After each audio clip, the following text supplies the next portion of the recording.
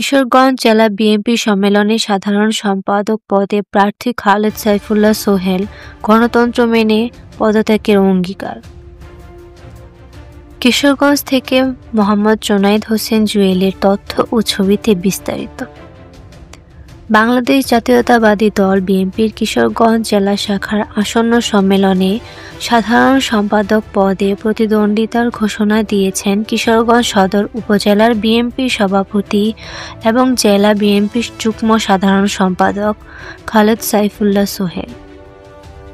সাংবাদিকদের উদ্দেশ্যে দেওয়া বিবৃতিতে সোহেল বলেন, গত 17 বছর ধরে তিনি গণতন্ত্র পুনরায় প্রতিষ্ঠায় সংগ্রামে সক্রিয়।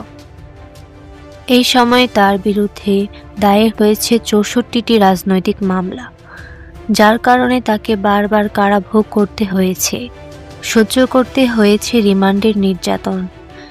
এই দীর্ঘ রাজনৈতিক অভিজ্ঞতা এবং ত্যাগের ভিত্তিতেই তিনি সাধারণ সম্পাদক পদে প্রার্থী হয়েছেন।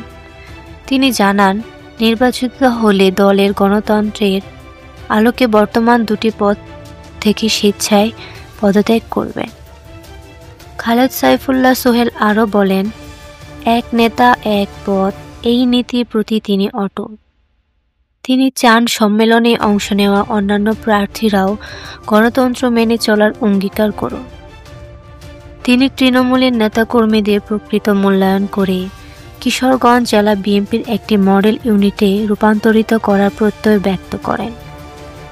বক্তব্যের শেষ ভাগে তিনি শহীদ রাষ্ট্রপতি জিয়াউর রহমান, বিএনপি চেয়ারপারসন বেগম খালেদা জিয়া এবং ভারপ্রাপ্ত চেয়ারম্যান তারেক রহমানের প্রতি গভীর শ্রদ্ধা ও আনুগত্য প্রকাশ করেন। তানজিলা ইয়াসমিন চৈতি, দৈনিক নিউজ, বাংলাদেশ। এমতো অবস্থায় আমি ঘোষণা করছি যে আগামী 20 সেপ্টেম্বর জেলা বিএনপির কাউন্সিলে কিশোরগঞ্জ জেলা শাখার সাধারণ সম্পাদক নির্বাচিত হই, তাহলে 15 ধারার বিধান অনুযায়ী কিশোরগঞ্জ সদর উপজেলার সভাপতি ও কিশোরগঞ্জ জেলা বিএনপির সিনিয়র যুগ্ম সাধারণ সম্পাদক পদ থেকে স্বেচ্ছায় পদত্যাগ করিব।